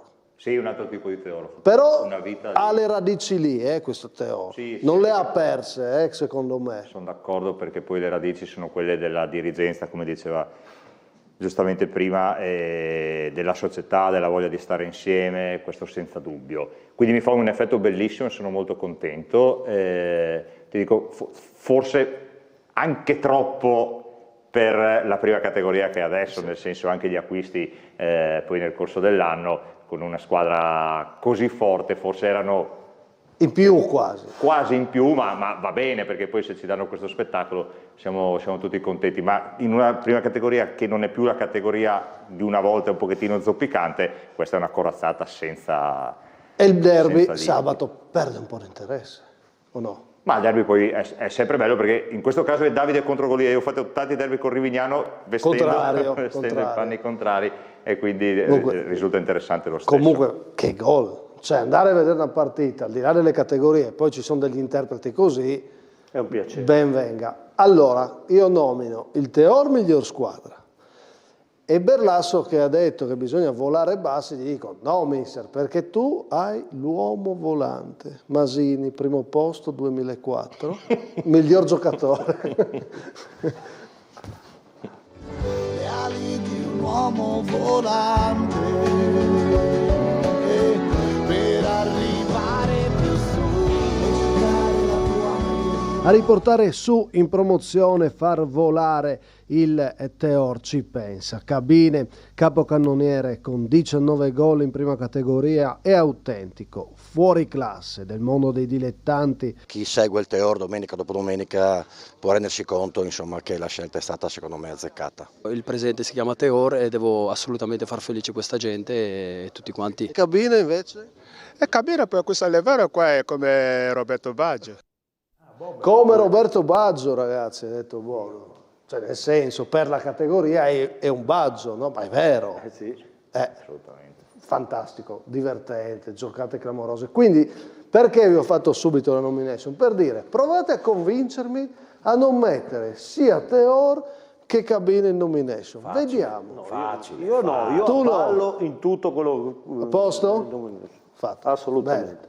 Bene. Lei, Fornasiere? Allora, ero indeciso, però alla fine il Teor te lo avvallo, perché comunque. Cabine no. No. Hai visto che Cabine gol ti ha no. fatto? Allora, Dopo stasera non la passi, il amico. Teor, Stasera sì, ma te la perché, passo. no, perché poi ti frego io. Vai. Il Teor, sì, perché dai, ha vinto 5-2 lo scontro, ha di fatto chiuso, Berlasso vuole volare, toccare per terra, ma sto più dalla parte del presidente, sostengo più la sua tesi. Cabine, ti dico che siccome al nodo vengo sempre a vedere e tu dai la possibilità a un giudice di portare direttamente uno in finale, se io potessi Cabine lo porterei, che è già stato premiato, lo porterei subito in finale perché è un grande giocatore. Quando all'inizio abbiamo parlato dell'episodio arbitrale ti ho detto che sarai tornato sulle sfide di domenica prossima e io ti premio invece come miglior giocatore Davide Belleri del Rivignano, perché è un giocatore che è stato proprio per creare la sfida, un grande attaccante che ha passato anche lui, a proposito di episodi arbitrali, ha avuto una lunga squalifica anche lui, è tornato domenica a Pravis Domini in uno scontro con una squadra che aveva fatto proprio con l'Union Pasiano un buon risultato, che poteva tornare viva, lui fa tripletta e si presenta nel migliore dei modi al derby. Cabine ad honorem, ma io dico Davide Belleri. Stavolta è stato bravo.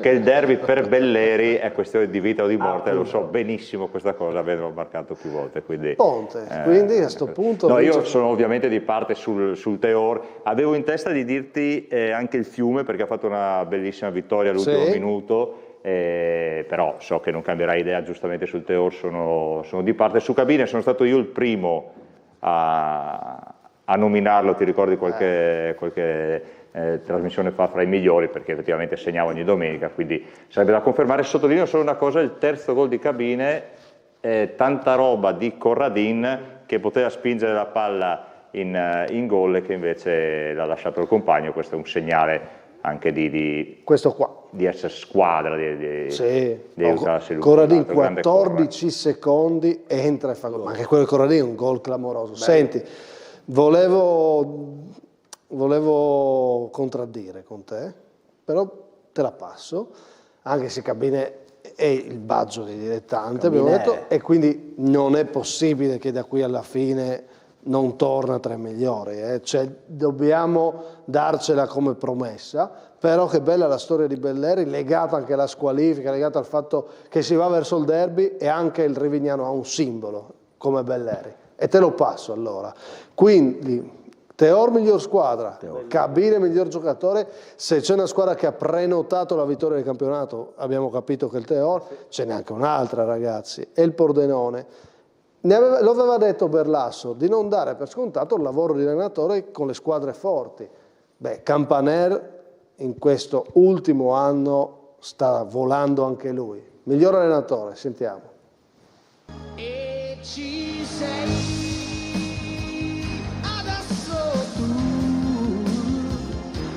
È stato richiamato come un simbolo per guidare la rinascita del Pordenone e lui non ha deluso. La squadra vince e domina il campionato. Sono ben 27 le vittorie dell'allenatore Campaner da gennaio 2024. Insomma, è oltre un anno che questo mister sa solo vincere e adesso non gli resta che continuare così. Adesso tu, insomma, io quando ero giovane Ramazzotti mi piaceva, quindi dovevo metterla, però proprio quando è arrivato lui a Pordenone proprio era un adesso tu, no? È arrivato un simbolo, Pier, quindi primo posto a Sanremo nell'86. Campaner? Non Campaner, Eros Ramazzotti, primo posto. Sì, e anche Campaner primo posto. No. Ha perso una sola partita dal gennaio 2024, Tantissima roba, però anche lì con un materiale importante, no? Quindi per contraddirti e per celebrare ancora quello che dicevo del Fiume, non l'ho premiata come miglior squadra, però passami Muzzin, che è una persona che stimo molto anche. Miglior allenatore per me della settimana è Flavio Chiagic del Basiliano, che dopo che batte il Ragogna, che arrivava da 8 giornate di fila, Ragogna che sapeva già che sapeva che il Deportivo giocava con la Risanese, e quindi sapeva che poteva essere un altro deciso passo, quindi aveva tutte le motivazioni, e Flavio Chiagic, dopo il grande lavoro dell'Union 91 l'anno scorso, anche al Basiliano con la sua calma, quindi bel nome. Dico Flavio Chiagic. Avallo Muzzin. Tu avvalli Muzzin, tu Chiagic, aiutatemi. Fabio, cosa faccio? Io non dico che non è scontato guidare le grosse squadre, perché hai delle problematiche diverse, giocatori importanti nello spogliatoio, chi non gioca rompe le scatole magari, e fare 27 vittorie è vero che la squadra forte non è per niente banale, quindi se non tenete campanelli come per cabine devi metterlo, perché è difficile, è difficile. Io lo tengo, mi dispiace, bel nome, Matteo Campanelli. Gol migliori e parate migliori, via con le scelte. Siamo vicini alla chiusura, ma abbiamo anche un servizio, dobbiamo andare fino in terza categoria, ve l'ho promesso. Qua mi dovete scegliere il miglior gol. Osagede, sinistro all'incrocio, l'abbiamo visto, fantastico. Lo perfido, bella punizione, molto bella, calciata bene, da fermo. Trieste Victory, vittoria importante con il Sistiana, torna la vittoria al Trieste Victory Academy. E poi Canapari, Gorizia, guardate, vede il portiere fuori, oppa, via, penso che... Osagede. Anch'io, perché giocava con noi. Perfetto, Osagede. Però a me è piaciuto più quello di Canapari. Piaciuto più quello di Canapari, ma passa Osagede, vediamo campionato, Canapari. Vediamo le parate migliori. Vediamo le parate migliori. In questo caso andiamo in terza, Pozzuolo, Cattivello. Guardate cosa para.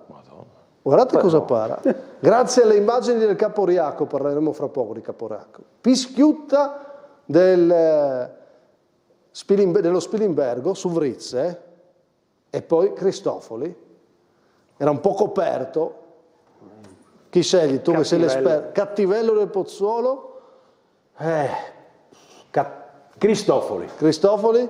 Cattivello. Siamo due Cattivello. Qua cosa scegliamo? Cristofoli. Cristofoli due? Cristofoli direbbe il cuore, però Cattivello secondo me, per quello che potrebbe esserci dietro, secondo me è stato più bravo. Anche se ha preso 5 gol, povero, però questa è una parata da miglior parata. Parata clamorosa. Sì, quindi andiamo in io avrei scelto quella di Pischiutta, che mi era piaciuta tantissimo, però grazie al Caporiacco che ci ha mandato queste immagini abbiamo anche una miglior parata nella terza categoria. Abbiamo coperto tutte le categorie e adesso andiamo a fare un giro, un piccolo riepilogo, servizio.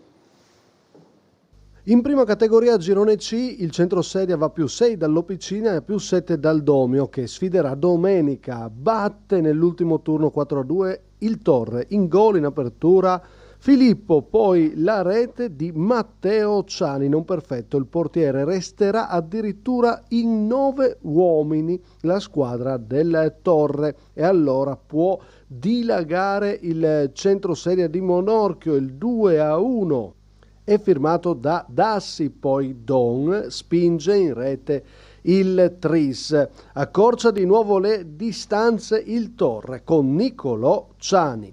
La chiude con il 4-2 sfruttando una punizione di Zufferli Pantanali. Potrebbe trovare il 5-2 come domenica scorsa al centrosedia, ma sbaglia Filippo. In prima categoria girone C, in un campo pesante, l'Isonzo batte 3-1 il Breg, vittoria fondamentale in chiave salvezza. Sale a 14 punti l'Isonzo, resta fermo 20 il Breg. Il vantaggio di stabile per i padroni di casa. Poi la Paine riesce a restare in equilibrio e spingere in rete il gol del 2-0. Breg che accorcia le distanze con Cermeli e sfiora il pareggio, ma viene fermato dalla traversa, e allora la chiude l'Isonzo su calcio di rigore prima respinto con Fedel Tapin del 3-1. In seconda categoria, dopo 2 mesi, torna Russo, doppietta per lo Spilimbergo che resta in alto. E in terza continua a correre il Caporiacco, 5-0 sul Pozzuolo, 48 punti per il Caporiacco che guarda da vicino il Villanova capolista, 49. Costantini e Chiervesio nel primo tempo, poi doppietta di Kuberli, 2001 già 29 gol, e chiude Ninzatti, 2002 alla 12ª rete stagionale. E allora abbiamo chiuso il nostro grande viaggio dei dilettanti e prima di salutarci torniamo a parlare dell'appuntamento di domani su TV12, San Donaco Droipo in diretta dalle 19. Ho un'ultima curiosità. La puntata centrale oggi erano le canzoni, spero vi sia piaciuta la playlist e chiuderò con una dedica, ma ci avviciniamo a Carnevale. Guardiamo Pittilino, ci suggerisce di vestirci così, Questo è il vestito che propone Pittini. Cosa stavi facendo? Beh, qua faccio nomi e cognomi perché è giusto. Allora, ce l'avevo con un ma rivediamolo ancora una volta. Ce l'avevo con un mio giocatore che si chiama Fraschetti, lo tanto lo sanno tutti, perché doveva entrare, è stato 10 minuti a vedere dei calzetti, poi dopo lui è un bel ragazzo con una bellissima chioma e in mezzo al campo anche il cerchietto faceva così, quindi io lì con un'espressione un po' colorita ho riassunto questo e poi no, perché aveva fatto una giocata un po' così. Ma... Record di visualizzazione, ho fatto visualizzazioni clamorose. Non è che ne vanti tanto, però insomma dai. Ci vediamo domani in diretta, buona partita e ancora complimenti al Codroibo per questo percorso. Grazie a Fabio Pittilino. Grazie a te, buonasera. Grazie a Luciano Facchini, grazie a Pierpaolo Ponte, grazie a Davide Barlocco. Buonasera. E caro Fornasiere, ricordati, 1970, primo posto a Sanremo, chi non lavora non fa l'amore, mi raccomando, quindi lavoriamo, domani alle 19 lavoriamo per i dilettanti e poi farai l'amore in caso. Beh, torneremo a casa a mezzanotte, mi auguro sia grazie a a Simone Fornasiere. Vi riproponiamo lo speciale della Coppa Italia che ha avuto un grande successo, per dirvi che noi la Coppa Italia l'abbiamo seguita così, vi facciamo rivivere le emozioni in attesa della fase nazionale di domani in diretta. Ciao, buona serata.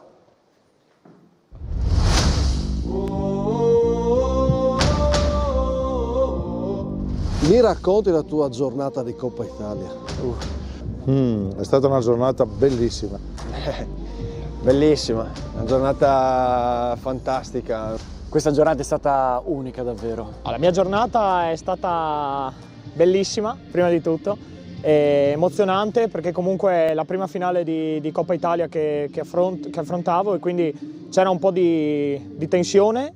Questa aveva un sapore particolare perché erano due società che si stanno giocando il campionato in un impianto bellissimo di una società storica. Per la Sanvitese è stata una giornata sicuramente di grande soddisfazione perché penso che siamo riusciti a offrire ai numerosi spettatori che sono arrivati qui a San Vito una cornice degna di un appuntamento così importante come la finale di Coppa Italia. C'è in questo momento, se vuoi, anche un po' di stanchezza perché insomma l'abbiamo preparata e non bisogna dare per scontato nulla. Ci si stanca anche a preparare questi eventi qui, però la soddisfazione poi ci ripaga assolutamente. Bella veramente, è stato emozionante vedere tutta questa gente e ringrazio la Sanvitese per aver organizzato molto bene questa giornata. E devo dire che il gioco ha valso veramente l'impegno che ci abbiamo messo perché è stato un risultato bellissimo. È stato tutto bello, fuorché il risultato. Insomma. È stata una giornata indescrivibile perché comunque siamo partiti dai gironi in cui abbiamo detto proviamo a passarli, non l'avevamo mai passati in tutti questi anni che sono comunque a Codroipo. Li abbiamo passati e da lì abbiamo preso consapevolezza che potevamo andare avanti fino alla fine. No? Una giornata piena di emozioni sicuramente, che è partita non solo da oggi, non voglio parlare solo della giornata perché comunque sono emozioni che te le porti dietro dalla vittoria a Monfalcone. Diciamo che questi ultimi 2 giorni sono stati, sebbene di festa, 2 giorni un po' di tensione. Perché c'era la paura, siccome come ti raccontavo prima ne ho perse 2 su 2 e quindi essendo un po' scaramantico, devo dire la verità, la tensione era alta. Però poi quando siamo entrati in campo ho visto che tutti gli altri ragazzi che la tensione piano piano scemava. Una partita bella, penso anche bella da vedere da fuori, emozionante, difficile, siamo andati in svantaggio, poi siamo stati bravi a rimanere concentrati sul pezzo, siamo riusciti a riprenderla. E poi dopo l'abbiamo portata ai rigori e vincere così ai rigori, insomma, un'emozione indescrivibile, dai. Una cosa che ti resta, che ti porterai dentro, una cartolina di questa giornata? E devo dire 2 in particolare. Il primo, l'inno di Mameli, l'inno d'Italia, cantato da questa grande cantante Chiara Lopresti.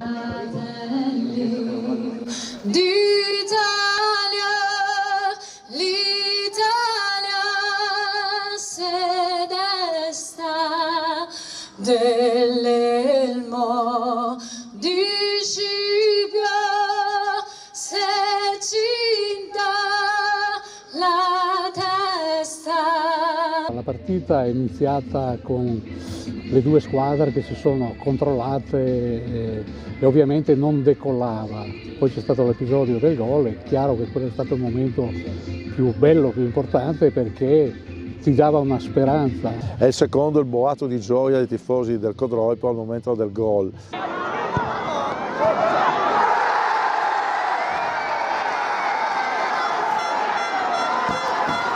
È l'emozione vera che solo il gol può scatenare, è il momento più bello in assoluto che esista. Poi logicamente fai gol e quindi poi in un ambiente, un'atmosfera come quella di oggi ancora di più ti esalti. La cornice che abbiamo visto credo che sia stata emozionante per tutti, non soltanto per noi. Stupendo. Cosa si prova da giocatore? Dilettante comunque di base. Non ti senti un dilettante, assolutamente, sembra di essere un professionista, perché oggi c'era veramente tanta gente. Si vedeva sia nella tribuna laterale che in questa qua, è stata veramente un'emozione unica, bellissimo. Ho l'immagine da un lato delle due tribune piene, la tribuna quella coperta e la gradinata dall'altra parte, penso che non siano tanti gli stadi che comunque possano offrire questo tipo di cornice. Io ho giocato tante partite qua, ma non c'era mai stato così tanta gente, no? Perché io sono di San Vito e non c'era mai stata così tanta gente, me l'aspettavo ed è stato bello. E poi ho qualche immagine di alcuni volontari che sono al lavoro e me la conservo per me, però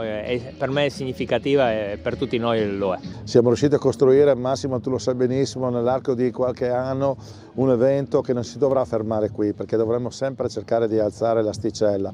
Siamo partiti veramente, diciamo così, in maniera pionieristica, abbiamo raggiunto dei buoni livelli, ma possiamo ancora fare meglio e ci impegneremo tutti assieme per fare meglio. Certo che oggi veramente è stato un bellissimo momento, sarà per le condizioni del tempo, sarà per le due società, però devo dire che sarà per la stessa partita che si è decisa ai calci di rigore, è stato un bellissimo spot per il nostro mondo.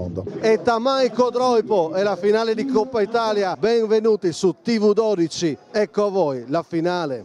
Un momento della partita, tuo particolare da raccontarmi. Dopo l'1-0, l'unica cosa che ho fatto io è stato incitare i ragazzi, ovviamente io sto già pensando a cosa devo fare per cercare di riportarla in pareggio e lì volevo vedere quanto erano maturi i ragazzi e infatti qualcosina ci manca perché hanno avuto quei 7-8 minuti dove avevano perso due palloni dove loro potevano fare il 2-0, siamo rimasti vivi. Il mister voleva farmi entrare al posto di un difensore per comunque ribaltarla insomma, negli ultimi 10 minuti, poi ha segnato Rizzi per nostra fortuna. E poi però ho visto qualcosa di straordinario sul quale lavorerò e cercherò di consolidare e cementare la voglia di rimanere in partita, la voglia di andare a prendersi il pareggio e la voglia di prendersi la Coppa. Perché siamo stati bravi a continuare a fare quello che sappiamo fare. Non ci siamo buttati giù, non è cambiato il tipo di partita, siamo stati bravi a rimanere in partita. Tutto sommato l'abbiamo sentito il gol, cioè l'abbiamo subito un attimo, l'abbiamo subito per 10 minuti, loro hanno avuto un paio di occasioni dove però non hanno tirato in porta, pericolose, e lì sono stati bravi e fortunati.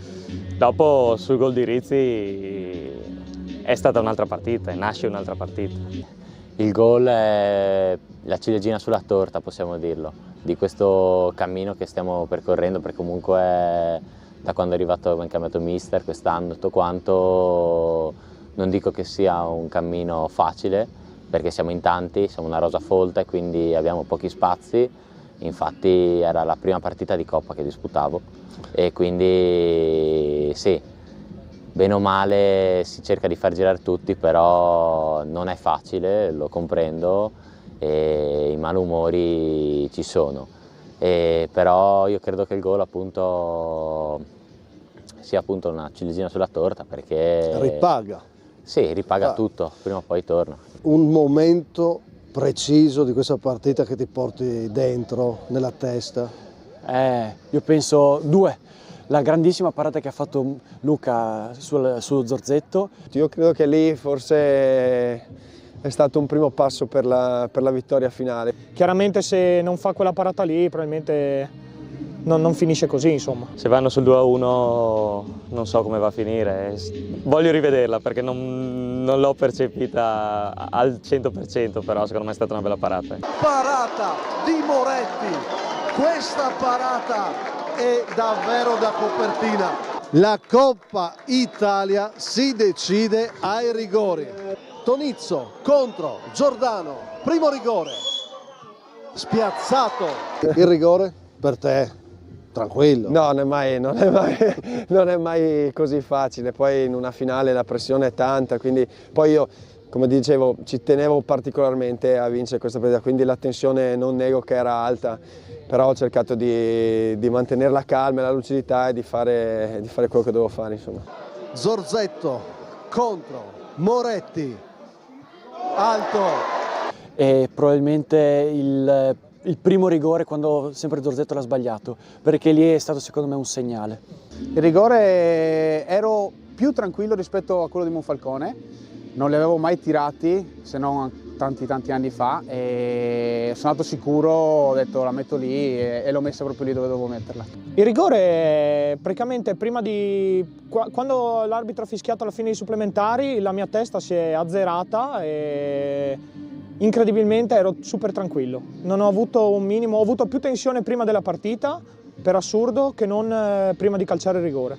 Poi è andata bene, insomma, i rigori è stato bello. Se sbaglia è finita. Bourma, Moretti si prende la Coppa, protagonista in semifinale, in finale, para ancora. Ed è lui, l'uomo copertina di una Coppa storica del Codroico. Vince 4-1 ai rigori la squadra di mister Pittilino, che aveva detto: se vinciamo piantiamo da qualche parte una bandiera. Lo può fare perché è la sua seconda Coppa da allenatore. Hai vinto seconda Coppa, cosa provi? Sono contento ed è molto similare a quello che è stato a Gemona, che era il punto più alto di quella società. Oggi tocchiamo il punto più alto del Codroipo dopo 105 anni, quindi auguro però al Codroipo che sia un punto di partenza, che sia d'auspicio per qualcosa di più. Adesso ci ritufferemo nel campionato e speriamo che la macchina non si fermi. E per salutarci, dove pianterai quella bandiera? Adesso vado al nodo, potrebbe essere al nodo magari. Per la prima volta in 105 anni di storia il Codroipo vince la Coppa Italia di Eccellenza. Dopo il Brian Lignano c'è una nuova storia, è quella del Codroipo. Motivo di vanto, dire adesso di averla vinta rimane lì. Cioè, anche dovessero rivincerla, questa è la prima Coppa vinta da Codroipo, quindi resterà nella storia. E alzare quella Coppa allora? E alzare quella Coppa, ancora tremo quasi. No, bellissimo, veramente un'emozione unica. È stato bello perché mio fratello l'ha vinta 3 volte, quindi ci siamo sentiti in questi giorni e mi ha detto: tu non dire niente a nessuno, prendi i Toscanelli come rito propiziatorio, portali, non dire niente, se va bene alla fine te li fumi insieme alla squadra, e così abbiamo fatto. Coppa la dedico al gruppo che siamo, perché siamo un gruppo veramente formidabile, quindi io la Coppa direi che possiamo dedicarcela a noi stessi.